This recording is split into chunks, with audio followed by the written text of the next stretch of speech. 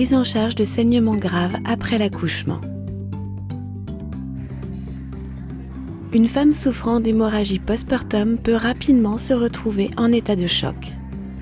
Cette vidéo vous montrera comment travailler en équipe pour sauver la vie d'une femme qui saigne et qui est en état de choc après un accouchement.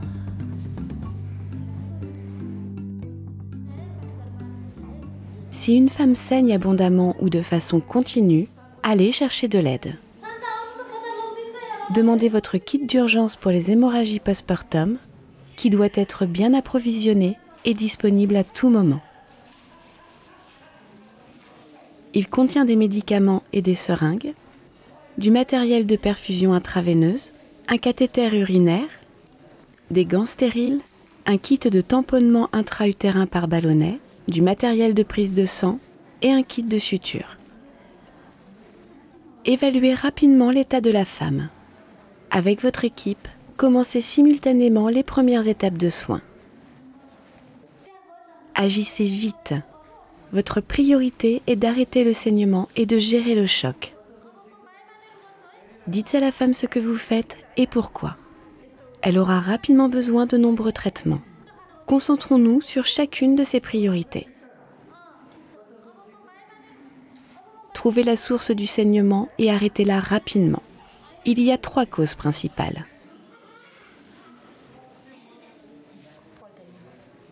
La première et la plus commune des raisons d'hémorragie postpartum est un utérus mou.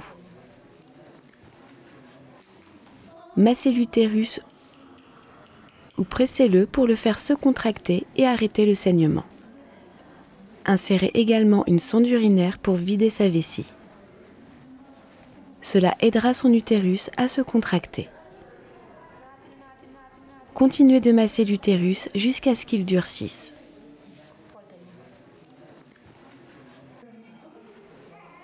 Ensuite, vérifiez que le placenta soit sorti et complet. S'il manque une partie, elle doit être retirée de l'intérieur de l'utérus.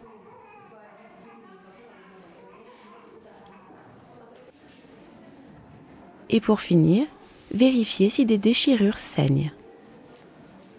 Si une déchirure saigne abondamment, pressez fermement un linge sur la zone de saignement. Ensuite, suturez-la.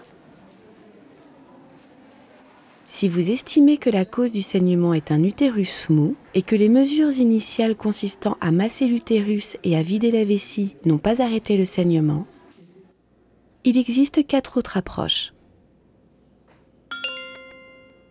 D'abord, donnez des médicaments pour contracter l'utérus. Donnez d'abord 10 unités d'ocytocine par injection intraveineuse en traitement d'urgence, même si vous avez déjà effectué cette injection immédiatement après la naissance. Ensuite, prélevez 20 unités d'ocytocine et ajoutez-les à 1 litre de solution saline normale ou de lactate de Ringer. Exécutez cela aussi vite que possible. Si le saignement ne s'arrête pas avec la prise d'ocytocine, donnez à la patiente du misoprostol, 4 comprimés sous la langue. Ou 0,2 mg de méthargin par injection intramusculaire ou lentement par intraveineuse. Sauf en cas d'hypertension artérielle, de prééclampsie ou d'éclampsie, de rétention du placenta ou de maladie cardiaque. Si vous n'avez pas ces médicaments, répétez 10 unités d'ocytocine par voie intramusculaire 20 minutes après votre dernière dose. Si ces médicaments ne parviennent pas à arrêter le saignement et que vous avez du TXA, de l'acide tranexamique, donnez 1 g par intraveineuse pendant plus de 10 minutes dans les 3 heures suivant l'accouchement. Si la femme saigne encore abondamment, essayez ensuite la compression bimanuelle. Insérez doucement votre main aplatie dans le vagin, mais pas dans l'utérus. Placez votre autre main sur le ventre de la femme, fermez le poing et pliez l'utérus en avant et serrez-le entre vos mains jusqu'à ce que le saignement soit contrôlé et que l'utérus se contracte.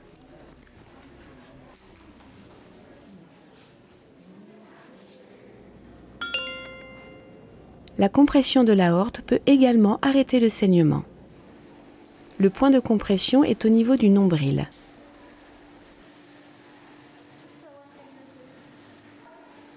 Avec un poing fermé, appuyez fermement sur le nombril pour comprimer l'aorte, tout en prenant le pouls fémoral. Appuyez jusqu'à ce que vous ne sentiez plus le pouls.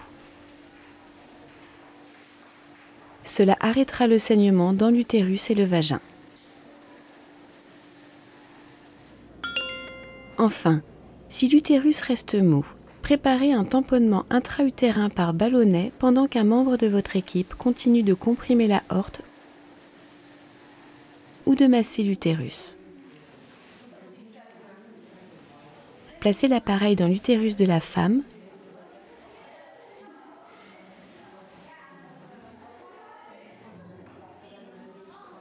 et remplissez-le de liquide jusqu'à arrêt du saignement. Pendant que vous arrêtez le saignement, continuez d'évaluer l'état de la femme. Va-t-elle subir un choc? Vérifiez son pouls et sa tension artérielle toutes les 5 minutes. N'oubliez pas qu'une augmentation de la fréquence cardiaque est l'indicateur de choc le plus sensible. Apprenez à prendre un pouls rapide. Trouvez le pouls au poignet. Puis comptez-le pendant 6 secondes.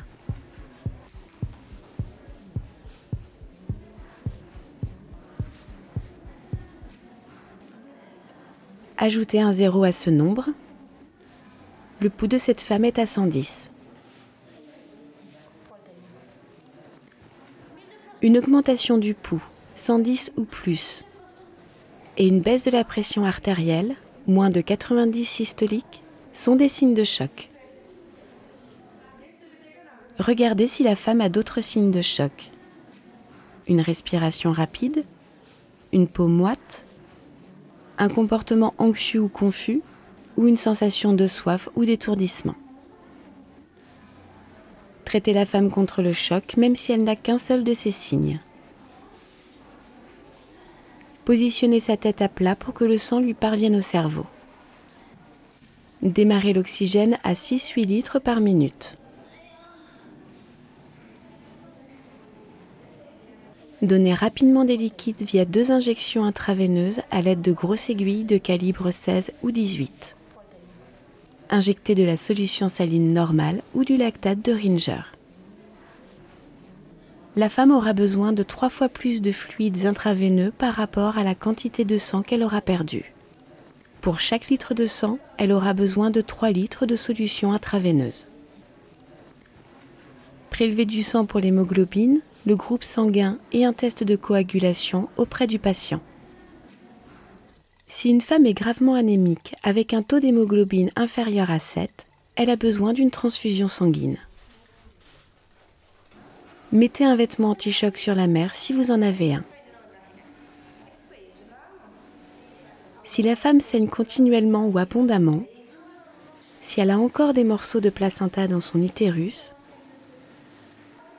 ou si ses résultats de laboratoire sont anormaux, elle a besoin de soins avancés.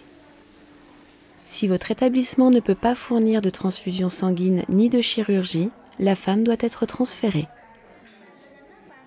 Transportez-la sans hésitation si vous ne pouvez pas l'aider efficacement. Agissez vite. Prenez contact avec l'hôpital pour leur faire savoir que la femme et le bébé arrivent. Rédigez une note de transfert. Indiquez toutes les mesures que vous avez prises pour traiter son hémorragie, y compris les médicaments, les temps prescrits et les doses.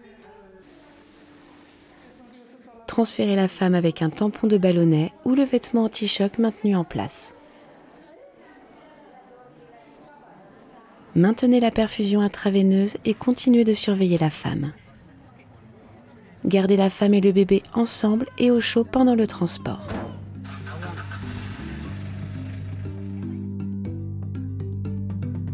Souvenez-vous,